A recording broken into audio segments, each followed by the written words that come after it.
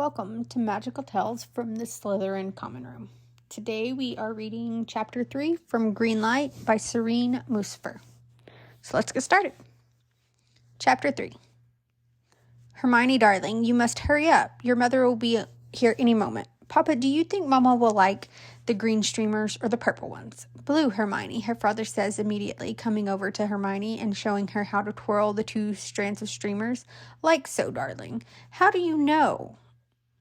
It's her favorite color, he replies simply. He goes back into the kitchen, opening drawers and cabinets, searching for something. Make sure you take the strawberry tarts out of the box, Hermione. But you love the strawberry ones. Hermione looks into the large white pastry box and gingerly picks out all the red tarts. And your mother will only eat her favorite blueberry tarts, as long as it's not touching the strawberry ones. Aha! I knew I'd put this somewhere here. Her father brings out a glass vase from the cabinet under the sink and starts to fill it with water. What am I missing? The flowers. How do you remember everything, Papa? Hermione asks, her tongue sticking out from the corner of her mouth as she concentrates on organizing the tarts, oblivious to her father rushing around her. A vase filled with white daffodils props on the table, and she feels herself turn towards her father. He holds her gently by the shoulders and tucks one curl behind her ear. I remember everything because I love her, and one day you'll meet a man who will remember everything you love. Everything, Hermione breathes, eyes wide. Her father nods. Your favorite color, your favorite flowers, my favorite books, especially your favorite books. He'll know everything about you, my darling little girl. The front door clicks open, and her father's eyes widen. Oh, that's her! Hermione grins and sprints to the front door. Mom, happy birth! Hermione wakes up, gasping for air, hot tears streaming down her cheeks as she blinks furiously into the darkness. She turns on her side and clenches her fist against her chest until her dream fades away into nothingness, and all she can think of is a stabbing white pain. Blimey, Hermione, your nose is all wrong, Ron says. Hermione stares down at the sketch of her. Her nose is slightly too big, upturned slightly to the left. It is wrong. She sighs, rubbing her tired eyes. It's fine. She slept a total of 3 hours last night. John hadn't reached out to her since their talk, and she'd been too exhausted from the entire day to say anything herself. That's going to be a permanent nose on your statue, Hermione. Are you sure? Ginny asks from across. Hermione sipping from her glass of fire whiskey. Luna, who sits on the chair, is busy pacing tiny white braids in Ginny's fiery hair. The two started dating shortly after the war, and Hermione didn't think there had been a single moment their love had dissipated at all. She looks away from the aching gentleness of Luna's hands and down to the sketches again. Harry slides his own sketch onto the coffee table beside hers and Ron's. Her sketch seems to be the only one with features wrong. She glances up at Kayla Rooney, who sits across from them, and her hands ring together anxiously. The young artist was hired to draw up the sketches for the statues being made to commemorate the 7 years of the Hogwarts battle. 7 years was hardly a typical milestone to celebrate, but it seemed that the Ministry and the entire Wizarding Britain were keen on celebrating every single year, until perhaps all supplies and ideas ran low. In the year before, there was a Ministry gala with speeches from Harry, Ron, and Hermione, and it had been a social disaster for her the entire time. She doesn't mind the celebrations, knows that people needed to move on and celebrate whatever semblance of peace there was now in whichever form they could. What she definitely minds is being the center of each celebration, forced into speeches and press conferences. The weekend after May 2nd was always spent with the Weasleys at the Burrow, so the least she wanted to do on the day was celebrate the physical end of the war quietly and alone. It's fine, Hermione repeats, wanting to end the whole thing as quickly as possible. They'd all come together at Harry's apartment that he shared with his girlfriend, Cho Chang. She'd begged Harry to host the evening just so they wouldn't have to meet at a restaurant as originally planned. All those people at the restaurant oogling the three together was enough for Hermione to never want to leave her own place again. Rooney lets out an audible relieved sigh and gathers all the sketches. Well, that was the final sketch appraisal. I'll send it to the sculptor this week, and we'll go from there. The actual statues will be marble and about 20 feet high. Hermione cringes internally at the idea of a 20-feet statue of just her face. There was no going back from that once it was erected outside Hogwarts. She'd done the best to squash the idea when it was first proposed to the three. There was nothing more embarrassing Hermione could have imagined than having an actual statue outside her school. It ultimately meant that the quiet visits to Minerva McGonagall and Hera Khan, Professor of Charms, and a close friend, were going to end as well. We'll do a piece with the Daily Prophet before the reveal on May 2nd. I think Rita Skeeter has been brought on to write it. Simultaneously, groans erupted in the room. Rooney continues with the rest of the logistics, but Hermione's mind is caught on the date, May 2nd. Usually, there had never been a good enough excuse to avoid the anniversary date and the activities it entailed, but Amina had said the expedition would take a month or so, maybe even maybe going into the second week of May. She's still thinking about the expedition when she realizes that Rooney's gone and everyone's staring intently at her. She blinks. I'm sorry, what? Cho asked if you wanted more fire whiskey, Hermione, Luna says softly. She moved onto charming flowers into the braids. Ginny has her arms around her waist, idly tracing circles on Luna's back. Oh, sorry, no, I'm okay. Only one for me. Hermione smiles apologetically at Cho. She's acutely aware of Ginny trying to catch her eyes. Desserts, then? I've got this new recipe from Pavarti. I just need a couple of minutes to whip it together. Cho's voice trails from the kitchen, muffled by the sounds of pots and pans. Harry groans quietly and then, with feral eyes, looks at everyone. I'm cashing in my favor of saving the world. You guys will eat the damn dessert and then compliment. Ginny rolls her eyes. I think it's time someone tells your girlfriend that she's not really a good cook, Harry. I agree, mate. Ron puts an empathetic hand on Harry's arm. You cannot go on like this. Harry shoves the hand away. I almost died saving your arse, Ronald. That was a fascinating read, Hermione, Luna says suddenly, looking up through the blonde lashes from Ginny's lap. It's truly incredible what the elves at Hogwarts have done for us. What's this now, Harry? Ossios the fire whiskey bottle and fills his cup again. Hermione's book that she sent out last week. Luna smiles so earnestly at Hermione that she has to look away immediately. The complete and comprehensive review of the role of Hogwarts elves, Second Wizarding War edition. Awkward silence takes over. She takes time to look up from the empty glass in her hands and to her friends. It's a silence she's familiar with, one she can never get used to. Despite making sure her friends are always the first to receive the books fresh off the press, she never actually expects them to read her books. She knows she doesn't necessarily write on topics that attract her friends, which is why she also makes sure to never bring the books up in the first place, because of the suffocating guilt they project onto her. As expected, everyone, including Ginny, is avoiding her eyes now. I was going to get around to it. It's just been a busy week at work, Harry starts. You just write so many fucking books, Miney, Ron adds. It's hard to keep up sometimes. I'll start tonight, I promise. I had that Quidditch game last week. Everyone, it's all right, Hermione plasters on an indifferent smile.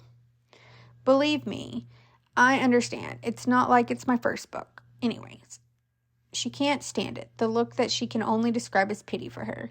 She hates it. The way everyone looks at her as though she somehow always gets the short straw in life.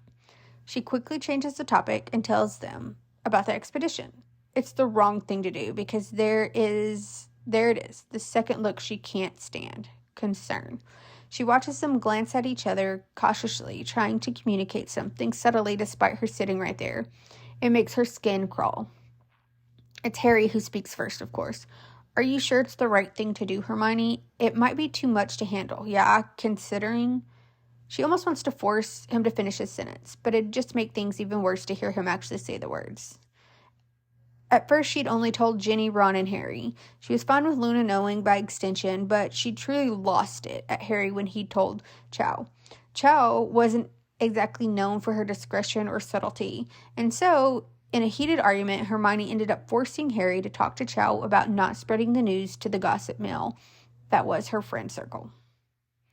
She regrets ever telling her friends this one thing because everything changed for her, but nothing changed for them. And she's also so aware now of how they treat her all the time that she's always left wondering what's just a pretense or genuine concern on her behalf. I think Hermione knows what she can and can't handle, Harry, Ginny says dryly. She shoots a pointed glare at Ron when he opens his mouth to add something. I think it's a wonderful idea, Hermione, Luna says perkily. Did you know that there is a rare species of Erumpent that will be migrating across North Africa at this time, you should really look into it. It'd be a fascinating thing to add to your next book. Thanks, Luna, Hermione says quietly. She scratches her left eye. I haven't made up my mind yet. Lavender and Pavarti were telling me that the Malfoy party this weekend was absolutely mad, Chow cuts in. Coming back from the kitchen holding a pie, Hermione exhales relieved for the distraction. Topped off from last week, apparently. Everyone and anyone famous you can think of was there. I don't want to hear a single fucking thing about Malfoy. It's all anyone talks about at work anyway. Ron runs a frustrated, burly hand through his red hair and down his face. The last thing I want is to hear his fucking name when I'm trying to relax. Hermione watches in surprise as Harry takes out a cigar and lights it with a snap. It's a new habit of his, she thinks. One that he must have gotten from his new set of friends from Ron's pub he visits on Thursday nights after work. She's even more surprised when Ron takes the offered cigar from him. She's a familiar outer body feeling that she usually gets when she realizes there are things she's missing out on, places she's not invited to, and conversations she's not part of. Pavarti was saying the entire thing reeks of Malfoy just showing off his money. Cho continues, oblivious to Ron's reddening face, and shoves a plate into Hermione's hands. She looks down at the red juices oozing out of the charred crust and pokes it with a fork. It's mulberry? Maybe? It's as if he thinks that he can just buy everyone's friendship. After all we've been through because of his kind. What's worse is that he's never even there. As if he can't bother to show up to his own party. Cho pauses. Would be interesting to go there, don't you think? Harry shoots her an affronted look, and Cho shrugs. Come on, Harry. Everyone's been to the manor at least once, including the four of you. Well, come on. Now, you don't look at me like that. I know it was for a completely different reason, but I am not ashamed to say that I'd like to see how it looks now that it's gone through renovations.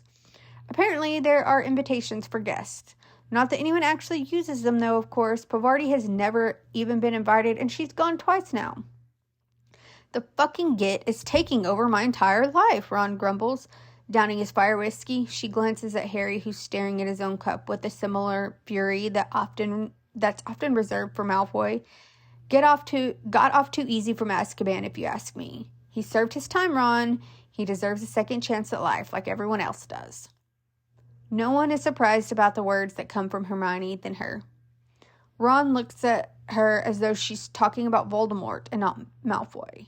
He deserved the kiss, Hermione, the kiss. And even that wouldn't have been enough for a man like him. Deafening silence blankets the room once more.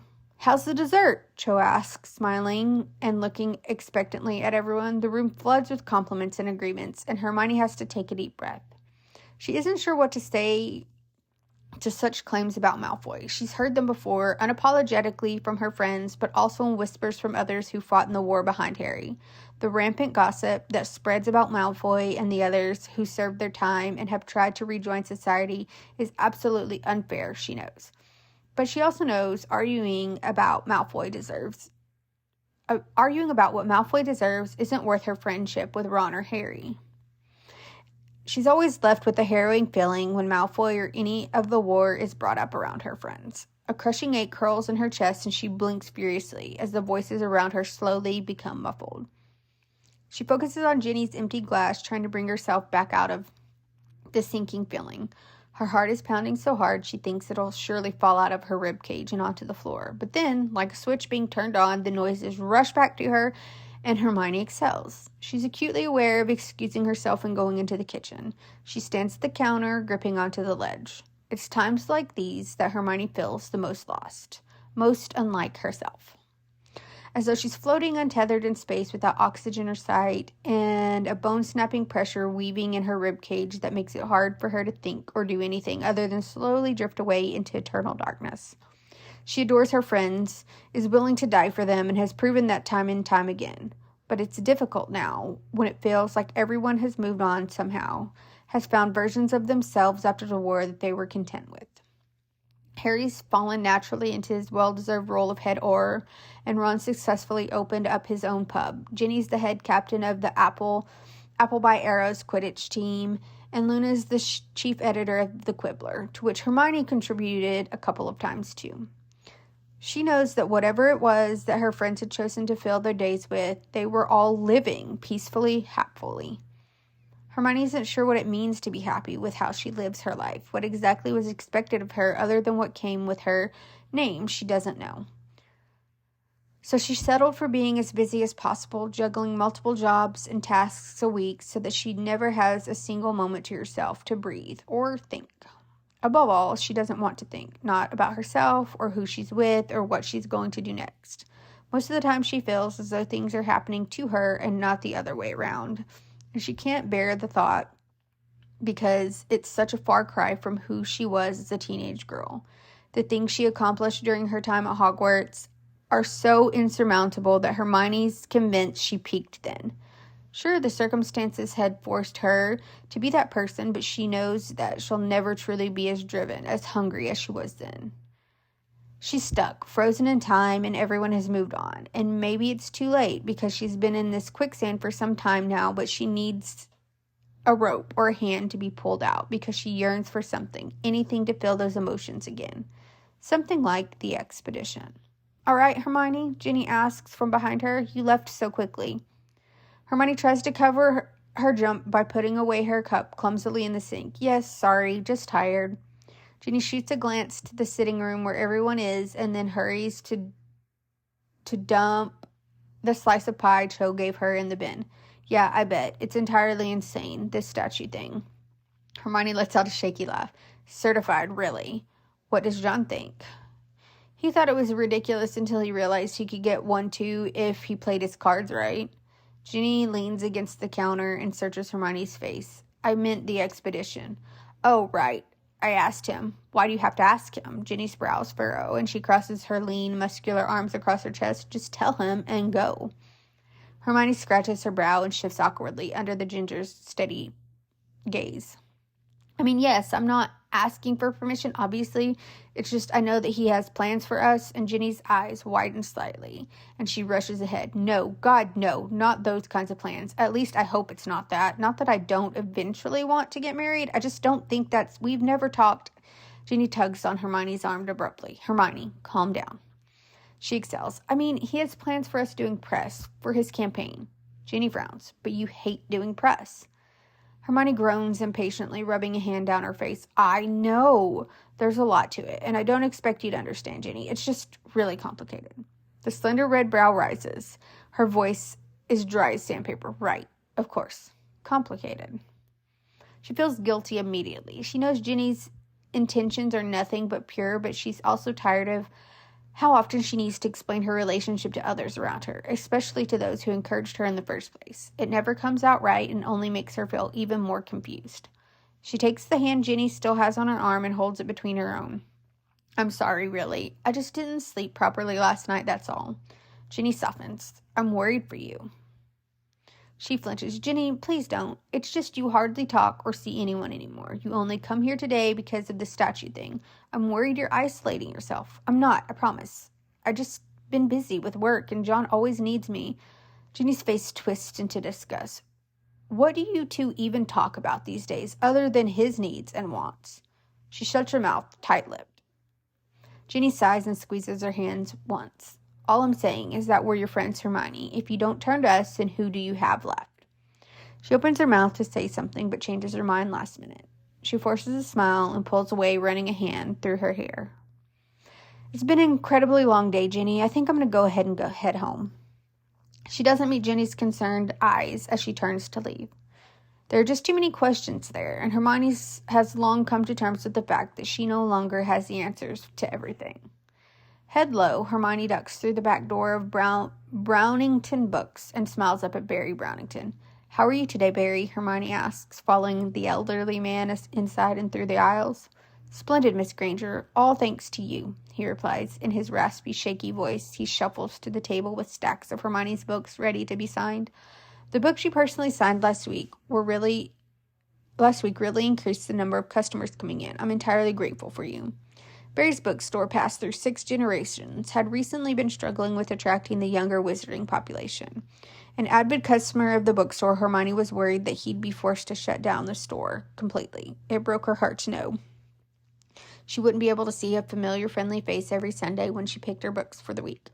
Hoping her name would finally do some good, she offered to sign her own published books as a way to attract a crowd. When she first offered, she didn't know if it'd even make a difference in his revenue, considering her books were dense academic texts. She wasn't even sure if people cared whether a book was signed by her or what her name was even worth. But according to Barry, there'd been a slight increase in book sales, and it was enough for Hermione to make it a ritual. She offered to continue signing as long as he'd allow her to do it during closed hours, and only if she'd be able to enter and leave through the back door, undetected. Hermione shakes her head at him and pulls out her favorite quill. I told you, if you want me to call you Barry, you must call me Hermione. Barry gives a nervous, loose laugh. Of course. My apologies, Hermione.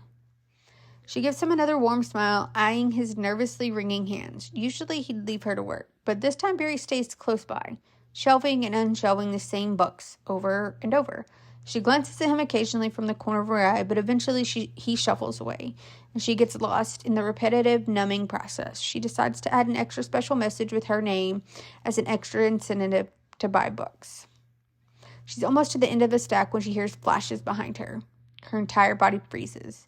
Every single hair on her body rises. Each muscle fiber goes tense, and that's when she hears the voices flooding around. She turns around only to be blinded by another flash. Hermione, look here, Hermione.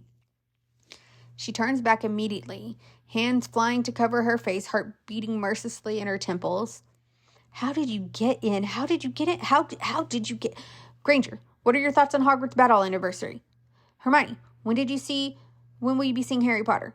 Her fight and flight instincts finally sink in, and she's sprinting through the book aisles, turning abruptly in another direction when someone blocks her path. How did they get in?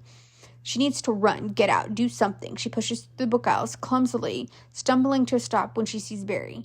She's about to beg him for help, but he shakes his head solemnly, and she understands. They said it would help with business, he says quietly, his hands clasped together in a plea. She turns before he can say anything more, eyes pricking with tears, and runs to the back door.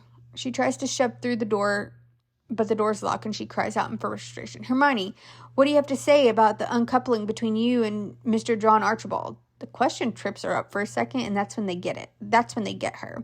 She squeezes her eyes shut, feeling the cameras and flashes getting closer and closer, and suddenly she's back in the war, wand raised, curses being thrown around carelessly and recklessly. Flashes of green for every death curse, flashes of red, white, her body shudders, lungs wheeze for air, arms thrash around. She needs to find Ron. She needs to save Harry. Where's Harry? He's everything. She needs to protect him. She falls to the ground, knees crashing against the carpeted floor. She needs to use her wand, but she's not thinking that cleverly or instinctively. All she can think is that she needs to get out. She goes on her knees and hands, somehow mercifully finding a gap between the crowd, and pushes through.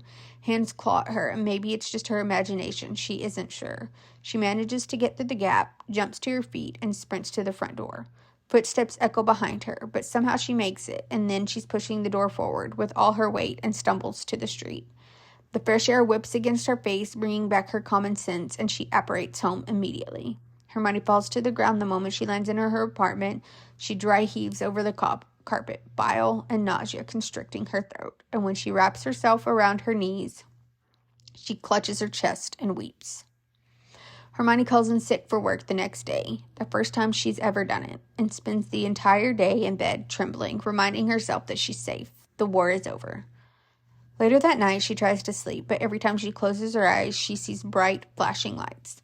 She's restless, and the sleeping drought is taking longer than usual to kick in. Around 3 a.m., she pushes away her covers, takes out a quill, and writes a letter. The next day, during lunch at work, a response comes. Miss Granger, I approve, and you have been cleared for this trip. Here are the potions and the required schedule you must follow. I hope for your safe return. She stares at the letter stunned. It was the last thing standing in the way that might have hindered her from going, but she has the answer now, and she lets herself rejoice. She pauses for a moment to think about John, but then proceeds to write her next letter. Dear Amina Malik, thank you for telling me about this incredible opportunity. I'm so humbled that you would like my company on this trip. I'm delighted to inform you that I've made the decision to accompany you. I look forward to your response and confirmation. Sincerely, Hermione Jean Granger. And that's the end of chapter 3. I will see you guys in the next chapter.